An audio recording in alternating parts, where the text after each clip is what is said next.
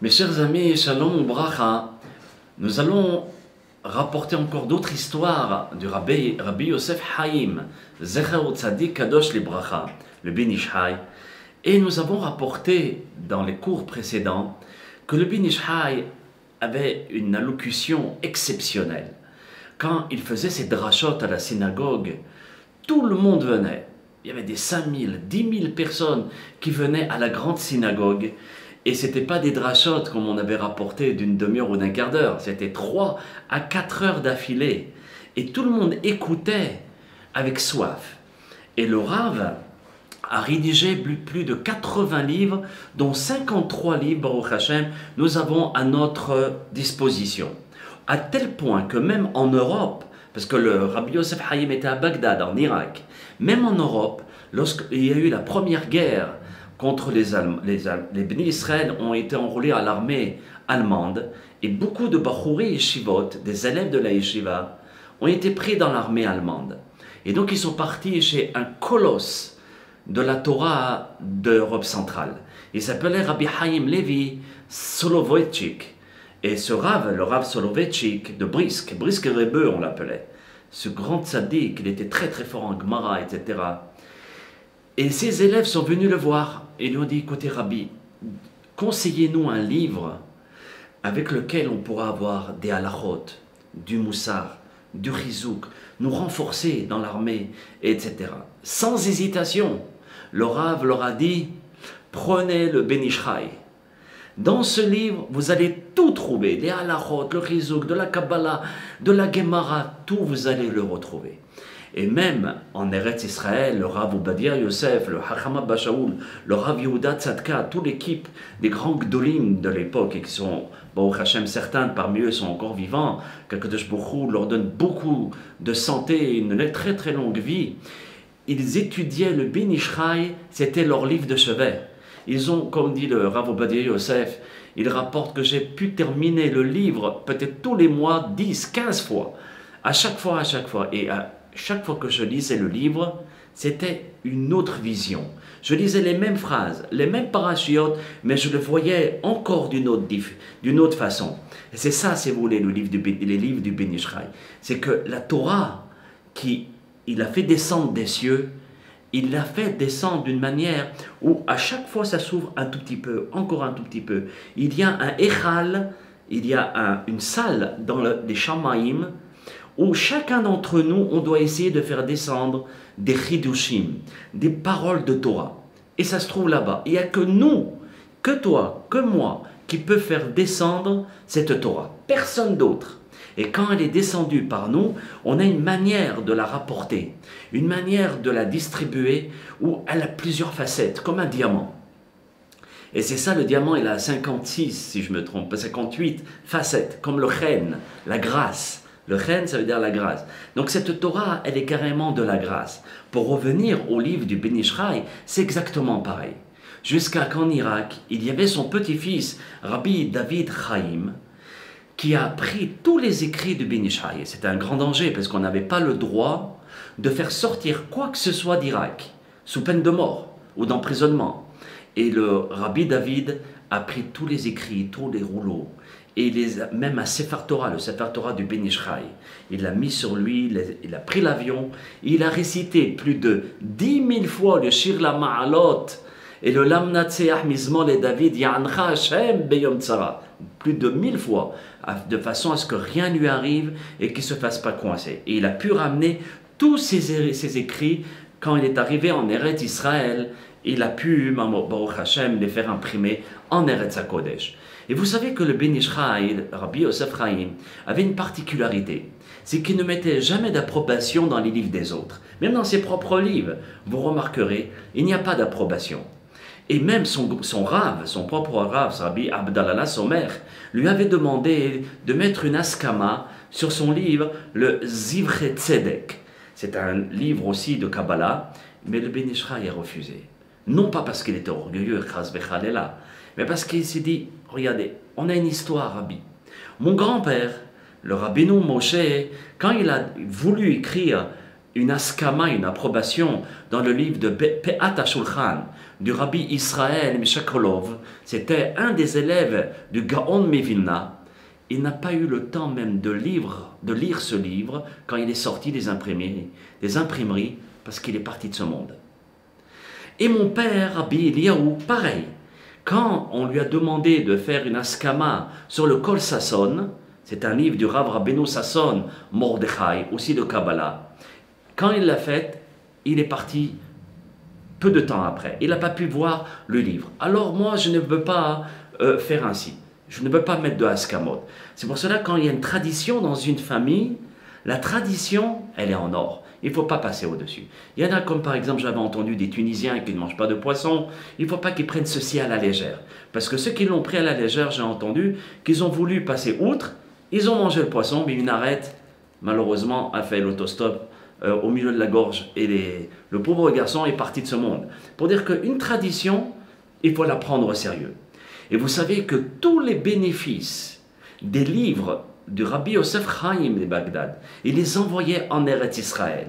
Je vous raconterai une histoire Bezat Hashem sur son élève à ce sujet. Mais avant tout, pourquoi il l'a envoyé en Eretz Israël? Parce qu'il se souciait beaucoup des Bni Israël qui vivaient en Israël. Déjà maintenant, on vit sur les miracles, Baruch Hashem. Mais à l'époque, c'était encore plus. Et donc, il se souciait sur le pays d'Israël et les Talmidei Hachamim d'Israël, à tel point où il a demandé à un notable de l'Inde de façon à construire et à épauler la yeshiva de Porat Yosef dans la vieille ville, la fameuse yeshiva de Porat Yosef, et aussi la synagogue de Shoshanim les David, où le Ben Ish Hai plus tard rendra visite à cette synagogue, qui est toujours en place. À Bukharim, Shronat Bukharim, là-bas il y a une belle synagogue où il s'étudie toute la journée et toute la nuit. Là-bas il y avait des grands kabbalistes, des grands hachamim, des tzadikim, Shoshanim les David, à Bukharim, c'est à côté de Moussaïov. Et donc dans cette synagogue, même tellement il aimait Eretz Israël, il a acheté un terrain en Eretz Israël. Il a envoyé une lettre à son Rav, vous vous rappelez, le Rav Mani, Rabbi Eliyahu Mani, qui était son maître de Kabbalah, où il lui a appris le Etz HaHaim à l'âge de 14-15 ans. Et ensuite, le Rav Eliyahu Mani est parti en Eretz Israël, à Hebron. C'était le grand rabbin de Hebron. Et il lui a écrit une lettre en lui disant « Rabbi, je vous en supplie, achetez-moi un terrain en Eretz Israël. » C'est sûr qu'il y a eu un pourparler entre l'élève et le maître, mais en fin de compte, le Rabbi Eliyahu Mani a acheté un terrain d'Eretz Israël pour l'acquisition de Rabbi Yosef Chaim. Parce qu'en Eretz Israël, vous pouvez faire le Maaser, la Trouma, la Shemitah, etc. Chose qu'on ne peut pas faire à l'extérieur d'Eretz Israël. Pour vous dire à quel point il aimait Eretz HaKodesh. Il voulait faire toutes les mitzvot. Et c'est en 5629, qui correspond en 1869, il n'avait que 36 ans. C'est là où il prend la décision avec plusieurs hachamim de partir rendre visite en Eretz Israël. Il va avec des charrues, des gens, beaucoup de personnes en Eretz Israël. Ils se font dirigés par un homme qui connaissait très bien le terrain. Vous savez, le Rabbi Yosef Chaim, à ce moment-là, est comme tous les gdolim de cette même génération. À nous, il faut apprendre un grand moussard. C'est que nous avons, Baruch Hashem, la voiture, ou le train, ou l'avion, et on est tranquille et on peut étudier tranquillement. On a le Walkman, on a un tas de choses pour pouvoir étudier la Torah, que Dieu a fait sortir pour notre disposition. À l'époque, il n'y avait pas tout ça. Le Ben Ish Hai était sur un chameau, et constamment il recevait des coups sur le chameau, c'était difficile. Et malgré tout, l'eau ifsik mais paumé b'divrei Torah. Sa bouche ne s'est jamais arrêtée de rapporter des Dvar Torah. Soit le Tehillim, soit Michelet, soit de la Gemara, soit du Zohar. Il était constamment en train de rapporter des propos de Torah. Et c'est là où ils arrivent un vendredi vers le désert. Et celui qui devait les amener, il a fait un très grand détour. C'était un musulman. Et il a fait un très très grand détour. À un certain moment, le Ben Ish Hai, il regarde, il se dit, mais c'est bientôt Shabbat. Il dit, stop, le convoi va s'arrêter ici. Alors le guideur, il dit, non, surtout pas, c'est très dangereux ici. C'est le point faible, c'est le point fort plutôt, c'est le point fort de tous les bandits et des brigands. Surtout ne restons pas ici. Ben Ishraï dit non. Akadosh Baruch Hu, on est dans sa main, nous. C'est lui qui nous protège. Shabbat va bientôt rentrer, je n'ai pas envie de blasphémer. Ils s'arrêtent tous, et vous savez ce que ça veut dire, passer Shabbat dans le désert. Ce n'est pas n'importe quoi le désert, c'est un message en soi. Si les bénis Israël ont traversé le désert avec Moshe Rabbeinu, parce que le désert en hébreu commence à se dire Bamidbar, c'est les mêmes lettres que Medaber, parler. Parce que le désert, il te parle. Il te transmet des messages subliminaux qui rentrent directement dans ton cœur. Et mis à part ça, imaginez-vous, ces messages-là, ils sont avec la présence de Rabbi Yosef Haïm. Passer un Shabbat dans le désert avec cette sommité. Imaginez-vous les chants, le Kiddush, le Zohar. C'était une ambiance exceptionnelle. Exceptionnelle, je vous dis. Mais les gens qui dirigeaient la Shayara, ça veut dire le convoi, ils tremblaient de peur. Parce qu'ils savaient que les bandits allaient venir. Ben Ishraï, il compte sur Avinu Sheba Shamayim, notre papa l'Aziz, il n'y a pas de problème. Et donc c'est là où ils ont terminé le repas, les chants, et ils étudient. Et le Ben Ishraï, il rentre dans sa tente. À ce moment-là, les bandits sortent de leur cachette, avec des couteaux, des bandits sans pitié.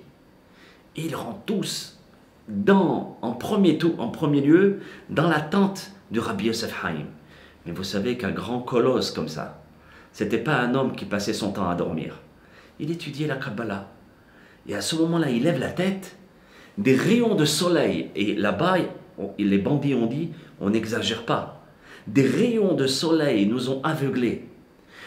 Une présence divine était carrément à l'intérieur même de la tente. On est sorti de la tente en courant. On n'a jamais couru aussi fort de notre vie.